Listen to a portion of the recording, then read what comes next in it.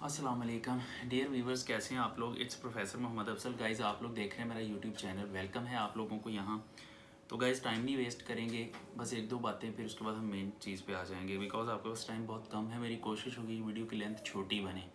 Guys, सबसे पहले तो जो है, अगर आपको ये चैनल बहुत ज़्यादा हेल्प आउट कर रहा है तो फिर सारी बात है, आपको भी इस चैनल को प्रमोट करना चाहिए। और आने वाले टाइम में सेकंड ईयर की सारी प्रिपरेशन भी आपकी इसी चैनल से होने वाली है। तो आप लोगों के लिए ये चैनल बहुत ज़्यादा इंपॉर्टेंट है, स्पेशली फर्स्ट ईयर के लिए। तो गाइज़, आप सब्सक्राइब कर दें, बेल आइकन प्रेस कर दें, ऑल नोटिफिकेशंस पे क्लिक कर दें जो वेरी फर्स्ट टाइम देख रहे हैं। इसके अलावा बाकी लोग जो पहले भी देखते हैं, अपने अपने जहाँ जहाँ आपके कॉन्टैक्ट्स हैं वहाँ पर इसका लिंक शेयर करें, ताकि बाकी लोगों का भी फ़ायदा हो और ज़्यादा से ज़्यादा लोगों तक ये एक अच्छा मैसेज पहुँचे। और आने वाले दिनों में और भी बड़ी बड़ी अच्छी अच्छी वीडियोज़ इस पर आने वाली हैं, तो आप लोगों के ये चैनल काम आएगा। और इसके अलावा आगे और भी काफ़ी सारी वीडियोस हैं जो लोग एफएससी कर चुके हैं, उनकी करियर काउंसलिंग भी इसी चैनल के ज़रिए होनी है। तो आप ऐसे लोगों को भी ये लिंक फॉरवर्ड करें, उनसे कहें कि ये उसको सब्सक्राइब कर लें, बेल आइकन प्रेस करके ऑल नोटिफिकेशंस पे क्लिक कर दें, ताकि जब भी मैं वीडियो अपलोड करूँ उनको भी नोटिफिकेशंस मिल जाएँ। तो एजुकेशन के बारे में जितनी जितनी इंपॉर्टेंट अपडेट्स हैं वो आपको सारी की सारी इस चैनल के ज़रिए मिलती रहेंगी। तो गाइज़, अब आप चलते हैं हम अपने मेन पॉइंट की तरफ। गाइज़, आपका कल बायो और मैथ्स का पेपर है। गाइज़, बड़ा पेपर है और मुश्किल पेपर है। आप लोगों ने पिछले 4-5 दिन में इसकी प्रिपरेशन भी की है, बीच में ईद भी थी। तो आपकी मुझे उम्मीद है कि आपकी प्रिपरेशन जो है वो बहुत अच्छी हो चुकी होगी। तो कल आपका पेपर है, लेकिन पेपर से पहले आपने ये चंद एक चीज़ों का ख़ास ख्याल करना है। देखें, बहुत अच्छी तैयारी होने के बावजूद भी बाज़ औक़ात आपकी पुअर मैनेजमेंट जो होती है वो आपका पेपर वीक कर देती है। तो आपने ऐसा नहीं करना। चंद एक बातें मैं बताना चाह रहा हूँ, वो आप लोग ज़रा अच्छे तरीके से नोट कर लें, उनको सुन लें अच्छे तरीके से। सबसे पहली बात, आप देखें पेपर की तैयारी बायो की कर रहे हैं या मैथ्स की कर रहे हैं। मैं पैरेलल दोनों के बारे में भी बताता चला जाऊँगा। बायो के स्टूडेंट्स के लिए भी इफ़ेक्टिव है, मैथ्स के भी। तो मैं एक साथ ही बताता जाऊँगा, बायो का भी मैथ्स का भी। तो बायो का मुझे काफ़ी हद तक खुद आइडिया है, बिकॉज मैं मेडिकल का स्टूडेंट रहा हूँ। बीएससी तक मैंने बॉटनी, ज़ूलॉजी, केमिस्ट्री पढ़ी हुई है और मुझे काफ़ी हद तक आइडिया भी है। और बायो को थोड़ा बहुत बल्कि काफ़ी ज़्यादा मैं समझता भी हूँ। और जो मैथ्स हैं उसके लिए मैंने प्रोफेसर शेर अली साहब से पहले पूरी डिक्टेशंस ली हैं, देन मैं उसको रिकॉर्ड करने जा रहा हूँ। तो गैस, चलें हम चलते हैं अपनी मेन बात की तरफ। सबसे पहली बात आप ये याद रखिएगा कि अभी जो टाइम है, मैं कोशिश करता हूँ फौरी तौर पे वीडियो अपलोड हो जाए। तो वीडियो अपलोड जब आप देख रहे होंगे तो तब देखेंगे आपके पास टाइम कम रह चुका हुआ है। गाइस, सबसे पहली जो बात है, आप जितना प्रिपेयर कर चुके हैं दैट्स इनफ। अब इस टाइम पे आके आपकी ये कोशिश होनी चाहिए कि सुबह के पेपर के लिए हम ज़्यादा से ज़्यादा चीज़ों को रिवाइज कर लें। अब इस टाइम पे आके आप कोई भी नया टॉपिक प्रिपेयर करने की तरफ नहीं जाएं। मतलब लेट सपोज आपने एक टॉपिक के जो 6 लॉन्ग क्वेश्चंस हैं आपने 5 कर लिए हैं, आपने छठा नहीं किया। अब आप कहते हैं कि चलो मैं छठा भी कर लूँ। हाँ, अगर आपने बाकी सारी रिवीजन कर ली हो तो फिर वो छठे टॉपिक को याद करने की तरफ आप जा सकते हैं। लेकिन गाइज, अगर आपकी रिवीजन रहती है, आपका कोई टॉपिक ऐसा जो आप समझते हैं पेपर में आ जाएगा, तो आपको याद किया हुआ है, बस आप रिवाइज़ नहीं कर पाए, तो पहले उस टॉपिक को अच्छे तरीके से रिवाइज़ करने की तरफ जाएँ। तो कोई भी नया टॉपिक ऐसी सूरत में प्रिपेयर ना करें। हाँ, मैथ जो बायो है, आपने अगर प्रिपरेशन मुकम्मल कर ली हुई है, ये स्पेशली बायो के लिए इंस्ट्रक्शंस बता रहा हूँ। तो अगर आपने प्रिपरेशन कर ली हुई है तो दैट्स फाइन, आप नए टॉपिक को प्रिपेयर कर सकते हैं। लेकिन अगर आपका कोई रहता है टॉपिक, फिर आप नए टॉपिक को प्रिपेयर नहीं करेंगे। मैथ्स की बात कर ले। मैथ्स में बेसिकली ये होता है कि ज़्यादा आपने प्रैक्टिस करनी होती है। तो प्रैक्टिस में भी देखें आप, अगर तो आपके ऐसे क्वेश्चंस जो आप समझते हैं पेपर में आ जाएंगे तो आपने वो रिवाइज कर लिए हुए हैं, तो दैट्स फाइन, आप नया टॉपिक, नए क्वेश्चंस की प्रैक्टिस कर सकते हैं। लेकिन गाइज, अगर आपके कोई ऐसा क्वेश्चन रहते हैं, चंद एक ऐसे क्वेश्चंस रहते हैं जो आप समझते हैं पेपर में आएंगे और आप अभी तक उनको अच्छे तरीके से प्रैक्टिस नहीं कर पाए, क्योंकि मैथ की तो भाई प्रैक्टिस होती है। मैंने एडिशनल मैथ का पेपर भी दिया था, मेरे अच्छे मार्क्स नहीं आए थे बिकॉज मुझे सब आता था, लेकिन मैं प्रैक्टिस नहीं कर पाया। मैं पेपर में बैठा तो आधा क्वेश्चन करता था, आगे से भूल जाता था। लैक ऑफ प्रैक्टिस की वजह से मेरे अच्छे नंबर नहीं आए थे। 50% मार्क्स मैंने लिए थे। तो खैर, मुझे उसका फ़ायदा नहीं था, मैं तो एडिशनली कर रहा था। तो गाइज, आपने तो एडिशनली नहीं करना। दैट्स वाई आप लोग उसकी पूरी प्रैक्टिस करके फिर आप पेपर में जाइएगा। अच्छा गाइज, एक बात तो ये होगी कि आप कोई नया टॉपिक तैयार नहीं करेंगे। आपने जो टॉपिक अच्छी तरह से किए हैं उनको अच्छी तरह से रिवाइज कर लें। अच्छा गाइज, उसके बाद ये है कि एक बड़ी इंपॉर्टेंट बात, आपने अपनी नींद पूरी लेनी है। एटलीस्ट आपका दिमाग जो है उसको 24 घंटे में अगर कोई 5 घंटे रेस्ट नहीं मिलता तो फिर वो अच्छे तरीके से काम नहीं करता। स्टूडेंट्स ये मिस्टेक करते हैं कि सारी रात पढ़ते रहते हैं, 1 मिनट के लिए भी वो सोते नहीं, और रादर वो मेडिसिन भी यूज़ करते हैं। ऐसी गलती आपने कभी नहीं करनी। आप जो मेडिसिन यूज़ करेंगे उसका असर 5, 6, 7, 8, 10 घंटे तक रहेगा। आप मेडिसिन इस टाइम पे यूज़ कर लेते हैं, आप नहीं सोते, लेकिन सुबह जब उस मेडिसिन का असर ख़त्म होगा तो आपको इतनी ज़्यादा नींद आएगी कि ड्यूरिंग द पेपर आप सो जाएंगे। और ना भी सोएंगे तो दिमाग जो है वो स्विफ्टली काम नहीं करेगा, शार्पली काम नहीं करेगा, तो आपके लिए वो बहुत ज़्यादा प्रॉब्लम क्रिएट करेगा। आपने ना तो अपने आप को नींद से महरूम रखना है और ना ही नींद से महरूम रखने के लिए कोई मेडिसिन यूज़ करनी है। आप सिंपली 5 से 6 घंटे की नींद ज़रूर लेंगे। उसके बाद आप फ्रेश होकर उठें और ये इंस्ट्रक्शन है कि आप सुबह जल्दी उठें, नमाज़ पढ़ें, और जो है जो भी थोड़ा बहुत आप कुरान पाक या कुछ भी कुरानी आयात वगैरह जो आप पढ़ना चाहते हैं, जो आपको अगर किसी ने बताई हैं, तो आप वो करें। उसके बाद आपने एक अच्छे वाला गैस लगाना है खुद से। खुद भी आइडिया हो जाता है पढ़ के कि कौन कौन से क्वेश्चन से आपने बड़े गैस सुने होते हैं, ये क्वेश्चन आ जाना, ये आ जाना, ये आ जाना। आप उन क्वेश्चंस को एक दफ़ा अच्छी तरह से रिवाइज़ कर लें। वो कोई 1-2 घंटे आपको चाहिए उसके लिए। फिर उसके बाद जिनका मॉर्निंग में पेपर है स्पेशली उनके लिए, तो आप लोग जो है ना, चाहे वो बायो है चाहे मैथ है, उसके लिए आप अच्छी तरह से उन टॉपिक्स को देख लें, फिर आप पेपर में जाएं। अब आप जब पेपर में जाएंगे तो पेपर में जाने से पहले आप क्या करते हैं, कुछ लोग होते हैं बहुत ज़्यादा खाना ठूंस लेते हैं पेपर में जाने से पहले। कि जिनका फर्स्ट टाइम है वो नाश्ता बहुत ज़्यादा कर लेते हैं, जिनका सेकंड टाइम है वो दोपहर का खाना बड़ा ठूंस के जाते हैं। और भाई आप जंग लड़ने नहीं जा रहे हो, आप देखो खुदा दा वास्ता जे तुसी पेपर हल करने चले जे, आपने बहुत ज़्यादा नहीं खाना। जब आप बहुत ज़्यादा खाएंगे आप स्टमक का एक्स्ट्रा काम करना पड़ेगा। आपका दिमाग जो है वो सारी की सारी नर्व इम्पल्सेस जो हैं वो आपके स्टमक को दे देगा। एज ए रिज़ल्ट क्या होगा, आपकी थ्रू आउट स्पीड कम हो जाएगा, आपकी लिखने की स्पीड भी कम हो जाएगी, आपकी सोचने की स्पीड भी कम हो जाएगी। तो अपनी नर्व इम्पल्सेस को आपने बिजी नहीं करना। आपने ऐसा भी नहीं करना कि खाली पेट चले जाओ पेपर में। खाली पेट चले जाएं जनाब, वहाँ जाके आपके खाली पेट रहने से, आपकी टेंशन लेने से आपका पेपर अच्छा नहीं होगा। आपने नॉर्मल सा नाश्ता करके जाना, बहुत ज़्यादा पेट भर के भी नहीं जाना, आपने भूखे भी नहीं रहना, थोड़ा बहुत खा के जाएं। और कोशिश करें प्रोटीनेशियस डाइट्स ना लें, कार्बोहाइड्रेट्स वाली डाइट्स लें। फॉर एग्ज़ाम्पल आप जो गंदम होती है उसमें मतलब ज़्यादा कार्बोहाइड्रेट्स होते हैं। थोड़ी मतलब रोटी खा के जाएं, थोड़ी सी खाएं। और या आप ये ब्रेड की कोई चीज़ खा सकते हैं, मतलब जिसमें कार्बोहाइड्रेट्स हों। शुगर वाली चीज़ आप खा के जा सकते हैं थोड़ी बहुत, लेकिन बहुत ज़्यादा नहीं खाएं। इसका मतलब ये नहीं है कि आप मिठाइयाँ ठूंस के चले जाएं, ऐसा भी कुछ नहीं करना। हल्की सी आप ब्रेड खा लें, अंडा कंज्यूम कर लें, टी थोड़ी सी पी लें, चाय पी लें। जो लोग चाय नहीं पीते वो कोई फ्रेश जूस साथ में ले लें, थोड़ा सा वो पी लें। इस तरह का नाश्ता बैलेंस सा करके थोड़ा सा करके जाएं, जिससे आपके कोई 3 घंटे निकल जाएं। तो कोई बात नहीं, ड्यूरिंग द पेपर भूख लग जाएगी तो यकीन करें फौत नहीं होंगे आप भूख की वजह से, ये ख्याल रखें। तो नॉर्मल नाश्ता करके जाएं, ताकि बहुत ज़्यादा खाना खाएंगे तो आपको नींद आएगी, और बहुत कम खाना खाएंगे तो फिर आपका ब्रेन उसी तरह से एक्टिवली काम नहीं करेगा पेट खाली होने की वजह से। अच्छा, उसके बाद ये है कि पेपर में जाते हुए आप कहीं से फ्रेश जूस लें। फ्रेश जूस तो नहीं मिलेगा, डब्बे वाला जो है अच्छा वाला ले लें, अपनी सेहत पे भी लगा लें कुछ 4 पैसे। तो वो 50 रुपये का मिल जाता है फ्रूटा वाइटल्स, वो ले लें, या शेज़ान ऑल प्योर का ले लें। ये ज़रा अच्छा ज़रा महंगे वाला जूस ले लें और वो लेकर आप पेपर में जाएं। एक आपके पास होना चाहिए। और फिर उसका फ़ायदा क्या होगा, मैंने बताया कार्बोहाइड्रेट्स ब्रेन के लिए फ्रेश एनर्जी होते हैं। पेपर में आपने सारा एक ही टाइम पे नहीं डूस जाना, वो भी आपने थोड़ा सब्र के साथ अपने पास रखना। पेपर शुरू हो जाए 15 मिनट के वक्फे के बाद आपने 2-2 सिप लेने हैं। उससे क्या होगा कि आपके ब्रेन को कार्बोहाइड्रेट्स मिलते रहेंगे और इंस्टेंट एनर्जी है ब्रेन के लिए, तो आपका ब्रेन शार्पली काम करता रहेगा ड्यूरिंग द एग्जाम्स। अच्छा गाइस, उसके बाद ये है कि कॉन्फिडेंस के साथ पेपर में जाएं। एक चीज़ जहन में रखें, अगर आपने पूरा रिवाइज़ कर लिया, वो आपकी पूरी तैयारी है, तो कन्फ्यूजन की ज़रूरत नहीं है। इंशाल्लाह आपको सारा पेपर आता होगा। हाँ, अगर कोई एक आधा क्वेश्चन नहीं भी आता तो उसको बेस बनाकर परेशान होने की ज़रूरत नहीं।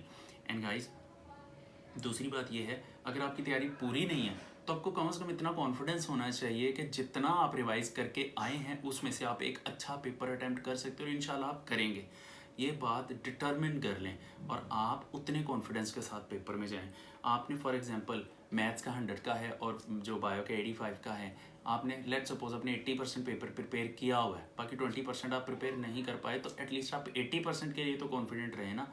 अब स्टूडेंट क्या करते हैं, पूरी तैयारी करके नहीं गए होते पेपर में, जिन पोर्शंस में से क्वेश्चन नहीं आ रहे होते उनको देखकर परेशान हो रहे होते हैं। एज ए रिजल्ट आपको जो पेपर आ रहा होता है वो भी भूल जाता है।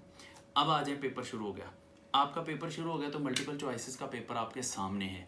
अब मल्टीपल चॉइस का पेपर जब आपके सामने आएगा तो जो सबसे पहली चीज़ आपने अपने जहन में रखनी है उस पेपर का पेपर कोड होता है। गाइस, पेपर कोड का आपने जहन में रखना है। जब पेपर आपके सामने आता है अपना पेपर कोड देखें, आपके आगे पीछे राइट लेफ्ट वालों का पेपर कोड डिफरेंट होगा।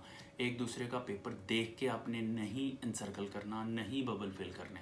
आपने जस्ट अपना पेपर देख के बबल फिल करने हैं क्योंकि दूसरों का कोड डिफरेंट है। अगर आपका क्वेश्चन नंबर 1 है कोई, तो दूसरे के पेपर में हो सकता है वो क्वेश्चन नंबर 7 हो। तो ऐसी गलती आपने नहीं करनी। और सबसे पहले तो चीटिंग की तरफ जाना भी नहीं है, इधर उधर देखना भी नहीं है। अब सबसे पहले पेपर आप अपना जो है अपने पास रख के सबसे पहले पेपर को पढ़ना शुरू कर दें। मैथ है या बायो है, देखें आपने सबसे पहले पेपर जब पढ़ना है ना तो एमसीक्यूज़ जो हैं आपके पास, एक एमसीक्यू के लिए एवरेज 1 मिनट होता है। बायो का भी और मैथ्स का भी। बायो का 70 मार्क्स का पेपर होता है तो 20 मिनट्स होते हैं, और मैथ्स का 30 मार्क्स का पेपर होता है तो 30 ही उनके पास मिनट्स होते हैं। तो आपने उतने टाइम में ही इसको करना होता है।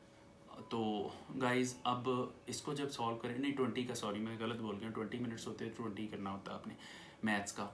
अच्छा गाइज़, अब ये है कि एवरेज 1 मिनट होता है एक मल्टीपल चॉइस हल करने के लिए। अब गाइज़ आपने क्या करना है, अब स्टूडेंट्स क्या करते हैं, पहला एमसीक्यू पढ़ा आता है, दूसरा पढ़ा वो भी आता है, तीसरा पढ़ा वो भी आता है, चौथा पढ़ा वो नहीं आता। अब स्टूडेंट्स पे सोचना शुरू कर देते हैं। ऐसी गलती कभी भी नहीं करनी, बायो हो या मैथ्स हो। आपने पेपर पढ़ते चले जाना है। अब जहाँ पर आपको आता है क्वेश्चन, देखते ही समझ आ जाए, फटाफट आपने बबल फिल कर देने। अब जो समझ में नहीं आया पहली दफ़ा पढ़ते ही, आपने उसको स्किप करना, अगले पे चले जाना। अब जब आपने स्किप करके अगले पे जाना है, लेट्स सपोज आपने 3 कर लिए, चौथा आपने स्किप किया, 5वां आपने कर लिया, वो आपको आता है। आपने बबल जो फिल करना है बबल शीट पे, पहले उसका नंबर देखें। आपने जब भी बबल फिलिंग करनी है आपने पहले अपनी आंसर शीट में से एमसीक्यू का नंबर देखना है, फिर आपने बबल शीट पे उसी नंबर का एमसीक्यू फिल करना। अब स्टूडेंट क्या करते हैं, चौथा आपने स्किप किया था, लेकिन जब बबल फिलिंग की बारी है तो गलती से वो चौथे को ही फिल कर दिया, वो गलती हो जाती है। और बाज़ औक़ात अनफॉर्चुनेटली वो गलती अनचेक्ड जाती है, तो फिर आप उसी तरह से एंड तक गलत फिल करते चले जाते हैं। आपको पता तब चलता है जब आपका आखिरी एमसीक्यू बच जाता है। आप कहते हैं कि मेरा एमसीक्यू बच किधर गया, इधर तो 17 नंबर है, इधर 16 आ रही है, क्या बात हुई। आपको पता चलता आपने सारे गलत फिल कर दिए हैं। गाइज़ ऐसी गलती बिल्कुल भी नहीं करेंगे आप, तो ये ज़रा ख्याल करिएगा। इसका एक और भी तरीका होता है, आप लेड पेंसिल लें, लेड पेंसिल से आप ना उस पर पहले निशान लगा लें कौन कौन से एमसीक्यूज़ आपने कर लिए हुए हैं, और जब एंड पे सारा पेपर आपको जो आता है वो कर लें, फिर आप उसको देख देख के बबल फिल करें कि पहले का ये आंसर है तो मैंने ए फिल कर दिया, दूसरे का सी फिल कर दिया, तीसरे का डी कर दिया, फिर करें। तो इसको आपने ज़रा बड़े ध्यान से एमसीक्यूज़ को करना। अक्सर बच्चे ये ब्लंडर मिस्टेक करते हैं, तो आपने ये मिस्टेक नहीं करनी। तो बबल फिलिंग में आपने बहुत चूज़ी एंड केयरफुल होना है। अच्छा गाइज, अब उसके बाद जब आपके पास सब्जेक्टिव पेपर आएगा तो पेपर हाथ में आते ही सबसे पहले एक दफ़ा आयतुल कुर्सी या दुरूद शरीफ पढ़ लें, फिर उस पर फूकें, फिर उसको पढ़ें। अब जब आप पेपर पढ़ेंगे, अब स्टूडेंट क्या करते हैं, अब वो पेपर को जब पढ़ते हैं ना तो जो जो क्वेश्चंस आते हैं वो तो ठीक, जो नहीं आ रहे होते उनको देख के उनका एम ब्लड प्रेशर बढ़ना शुरू हो जाता है। तो बच्चों इसमें कोई परेशानी की बात नहीं है। अगर किसी एक प्रॉपर सेक्शन में से आपका पेपर पूरा नहीं हो रहा तो उसको टेंशन ना लें, जितना हो रहा उतने को तो करें ना, बाद में बाकी की बात कर लेते हैं। तो आपने पहली बात अपना कॉन्फिडेंस लेवल इम्प्रूव करना है। एमसीक्यूज़ के बाद आपके हाथ में जब सब्जेक्टिव आता है, एक दफ़ा जूस का सिप लें, रिलैक्स करें, अल्लाह का नाम लें। उसके बाद आप पेपर देखें, जो जो चीज़ें आती हैं ईजी होकर टिक लगाते जाएं, जो चीज़ें नहीं आ रही उन पर घबराएं नहीं, वो भी आ जाएंगी। अब फिर क्या होता है, आप एक क्वेश्चन उठाएं। अब यहाँ पर क्या है, मैथ्स वालों के लिए और बायो वालों के लिए इंस्ट्रक्शंस डिफरेंट हैं। मैथ्स जो है उसमें आप ये करें कि आप पहले सब्जेक्टिव के पोर्शन की तरफ जाएं और आप 40 to 50 मिनट्स के अंदर सब्जेक्टिव का पूरा पोर्शन कर दें। और अगर आपको कोई एक आधा क्वेश्चन नहीं आ रहा या आता ही नहीं है, उसके लिए आप जगह छोड़ दें, उसको बाद में कर लें। और यहाँ पर भी बात है, स्पेस मैनेज करके आपने चलना है। आपको कोई एक्स्ट्रा शीट नहीं मिलेगी, बायो को भी और मैथ्स को भी कोई एक्स्ट्रा शीट नहीं मिलेगी। जो आपको शीट मिल चुकी हुई है आपने उसी के ऊपर ही पेपर करना है, एक्स्ट्रा शीट नहीं मिलेगी। तो खुला खुला लिखने की ज़रूरत नहीं है, पेजेस वेस्ट करने की ज़रूरत नहीं है। कोशिश करें उतने में ही करें, और याद रखें पेजेस भरने से नंबर नहीं आएंगे, आपका लिखा होगा जो मटेरियल अंदर देंगे उसके नंबर आएंगे। तो पहले मैथ्स वाले जो हैं बच्चे वो सब्जेक्टिव का पेपर करें, और जो क्वेश्चंस आते हैं उनको फटाफट बस करना शुरू कर दें। ये नहीं सोचें कि मुझे 3 लॉन्ग क्वेश्चंस में से 2.5 आते हैं, तीसरा जो बाकी का आधा वो नहीं आता, डजेंट मैटर। आप 2.5 आते हैं 2.5 कर लें अच्छे तरीके से, एंड वाला उसको एंड पे छोड़ दें, वो भी आ जाएगा, उसके लिए थोड़ी स्पेस छोड़ दें। अच्छा, अब उसके बाद आप चले जाएं शॉर्ट क्वेश्चंस की तरफ। अब आप जैसे जैसे शॉर्ट क्वेश्चंस करते चले जाएंगे आपका पेपर कंप्लीशन की तरफ जा रहा है, आप कॉन्फिडेंट होते जाएंगे जी आपका पेपर कंप्लीट होता चला जा रहा है। अब यहाँ पर जो है, अब हम बात करते हैं बायो के पेपर की। अब बायो के पेपर, अब इसमें ना टाइम मैनेजमेंट है। देखें ना, आपके 20 मिनट लग गए उसमें, ऑब्जेक्टिव में 30 मिनट लगा लें, 30 मिनट ऑब्जेक्टिव में लग गए, आपके 20 मिनट जो हैं वो उसमें 40 मिनट लग गए उसमें, तो ये हो गए 70 मिनट्स। 70 मिनट्स के बाद आपका जो बाकी का सारा पेपर है, मतलब 1 घंटा 10 मिनट, अब आपके पास बाकी 1 घंटा 50 मिनट हैं आपके पास शॉर्ट क्वेश्चंस करने के लिए। सॉरी, आपके पास शॉर्ट क्वेश्चंस के लिए 1 घंटा 50 मिनट मौजूद हैं। आप सबसे पहले शॉर्ट क्वेश्चंस का जो पहला पोर्शन है उसमें पहले जस्ट वो क्वेश्चंस करें जो आपकी रिक्वायरमेंट है, एक्स्ट्रा नहीं करें। दूसरे पोर्शन में से भी एक्स्ट्रा नहीं करें, तीसरे में से भी एक्स्ट्रा नहीं करें। अब जब आप सारे क्वेश्चंस कर लेते हैं तो आप जितना समझते हैं आप एक्स्ट्रा कर सकते हैं, उतने के लिए पहले ही जगह छोड़ दें। पहला क्वेश्चन किया, उसमें से आपने 8 शॉर्ट क्वेश्चन करने थे, फ़र्ज़ करें आपको 9 आते हैं, अब 9th वाले की जगह छोड़ दें। अंदाज़ा होता है बंदे को ये कितनी स्पेस में हो जाएगा, उतनी जगह छोड़ें। फिर उसके बाद सेकंड पोर्शन में से भी 8 करते हैं, 8 करके अगर आपको 2 आते हैं तब 2 के लिए जगह छोड़ें। तो इस तरह तीसरे पोर्शन में 13 करने हैं, आपको 13 के बाद 2 एक्स्ट्रा आते हैं, उसके लिए भी जगह छोड़ें। तो फिर उसके बाद आप एक्स्ट्रा क्वेश्चंस की तरफ चले जाएं क्योंकि आप लॉन्ग क्वेश्चंस कर चुके हुए हैं। अब गाइस आ जाते हैं बायो की तरफ। बायो की बात करते हैं तो बायो में जो सबसे इंपॉर्टेंट चीज़ होती है वो होती है डायग्राम्स। आपको काफ़ी क्वेश्चंस में डायग्राम्स भी बनाना पड़ती है। फॉर एग्जांपल किडनीज़ का स्ट्रक्चर आ जाता है, नेफ्रॉन का स्ट्रक्चर आ जाता है। खैर वो तो सेकंड ईयर में, फर्स्ट ईयर में ये नहीं आएगा, आप रिलैक्स रहें। तो आपको किसी का लाइफ साइकिल ड्रॉ करना आ जाता है, आपको क्रेब साइकिल ड्रॉ करना आ जाता है, आपको वो लाइट ओरिएंटेड रिएक्शन जो हैं फोटोसिंथेसिस के वो आ जाते हैं। तो कैल्विन साइकिल आ जाता है, मेल्विन कैल्विन का साइकिल आ जाता है, वो फिर काफ़ी लेंथी क्वेश्चंस है। अब इनमें डायग्राम है। अब आप क्या करेंगे, आप गाइस सबसे पहले आप जाएं शॉर्ट क्वेश्चंस वाले पोर्शन की तरफ। शॉर्ट क्वेश्चंस वाले पोर्शन की तरफ जाएं बिकॉज आपने जब लॉन्ग क्वेश्चंस करने हैं तो उसमें आपका टाइम बहुत ज़्यादा वेस्ट होना है डायग्राम्स बनाने में। आप पहले शॉर्ट क्वेश्चंस वाले पोर्शन की तरफ जाएं, आप पहले शॉर्ट क्वेश्चंस को करें। अब शॉर्ट क्वेश्चंस को आप इसी तरह से अटैम्प्ट करेंगे कि पहले क्वेश्चन में से अगर आपने 8 करने हैं तो आप 8 करके, चाहे आपको 2 आते हैं, 1 आता है एक्स्ट्रा, आप उसके लिए जगह छोड़ दें। फिर उसके बाद आपको जो है, अब यहाँ पर एक और चीज़ बड़ी इंपॉर्टेंट मैं आपको बता दूँ। समटाइम्स आपको कोई ऐसा क्वेश्चन जो नहीं आ रहा, ये ट्रिक मैथ और बायो दोनों के लिए है, आप लेड पेंसिल अपने पास रखें। कोई एक क्वेश्चन करते करते कोई ऐसा क्वेश्चन जो आपको नहीं आता, उसके बारे में आपके जहन में कोई हिंट आ गया है, आपने फटाफट क्वेश्चन पेपर की बैक पे तो आपको लिखने नहीं देंगे, लेकिन अपनी आंसर शीट की जो लास्ट साइड है ना, उसके ऊपर आप लेड पेंसिल से वो हिंट लिख लें।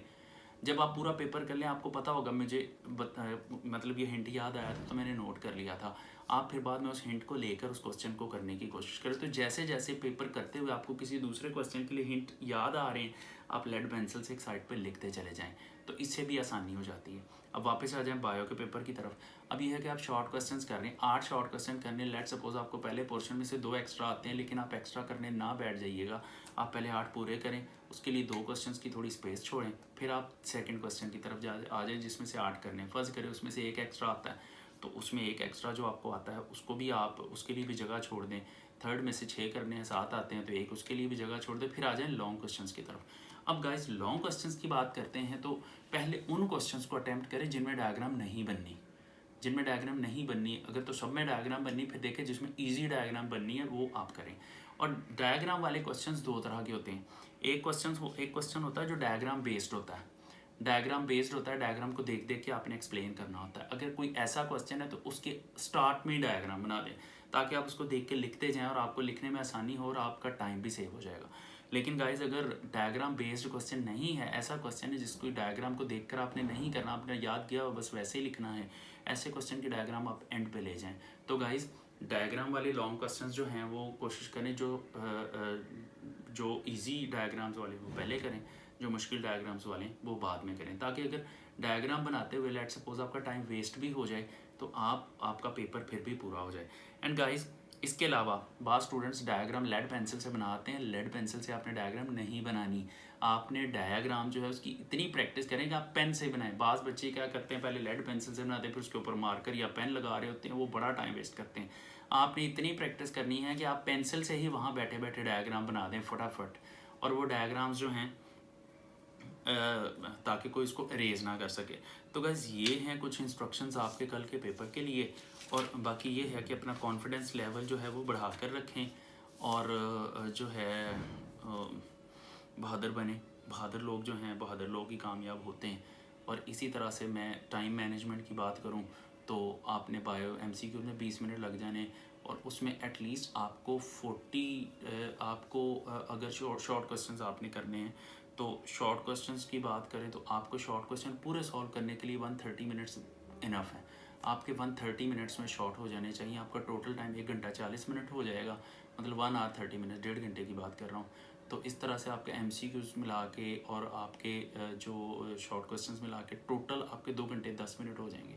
बाकी लॉन्ग क्वेश्चंस के लिए आपके पास 50 मिनट्स बचेंगे। गाइस आपने उन 50 मिनट्स में अपने लॉन्ग क्वेश्चंस को करना है, और वही प्रायोरिटी रखें। जो डायग्राम वाले क्वेश्चन हैं उनको बाद में करें, जो डायग्राम्स के बगैर हैं पहले कर लें। और उसके बाद दूसरी बात ये है कि जो डायग्राम जिसमें ईजी है वो पहले करें, जिसमें मुश्किल है वो बाद में करें। डायग्राम बेस्ड क्वेश्चन है तो उसको मतलब जिसको डायग्राम देख के लिखना है तो पहले डायग्राम बनाएं, अगर डायग्राम देख के नहीं लिखना तो बाद में डायग्राम बनाएं। गाइज ये कुछ इंस्ट्रक्शंस हैं। बाकी मेरी तरफ से आप लोगों के लिए बेस्ट ऑफ लक। मेरी कोशिश थी वीडियो छोटी रहे, लेकिन चूँकि बायो में दोनों को डिस्कस करना था, दैट्स वाई वीडियो जो है काफ़ी लेंथी होगी। लेकिन मुझे बड़ी उम्मीद है कि ये वीडियो देख के आपको बहुत फ़ायदा हुआ होगा। बाकी गाइज मेरी तरफ से आप लोगों के पेपर के लिए बेस्ट ऑफ लक। बाकी ये है कि मॉर्निंग का पेपर भी इंशाल्लाह आएगा चैनल पे, और इवनिंग का पेपर भी चैनल पे आएगा, तो आप वहाँ से देख सकते हैं। उसके बाद कल का दिन हम रेस्ट करेंगे, परसों से फ़िज़िक्स की तैयारी शुरू हो जाएगी। और इंग्लिश का पेपर तो आपका पोस्टपोन हो चुका होगा, अब आगे फ़िज़िक्स का पेपर आएगा। आई थिंक सो फिज़िक्स का ही है, लेकिन फिर भी आप अपनी डेट शीट से कंफर्म कर लीजिएगा, मैंने देखा नहीं। तो गाइज़ मेरी तरफ से बेस्ट ऑफ लक आपके एग्ज़ाम्स के लिए। Thank you so much. अल्लाह हाफ़िज़।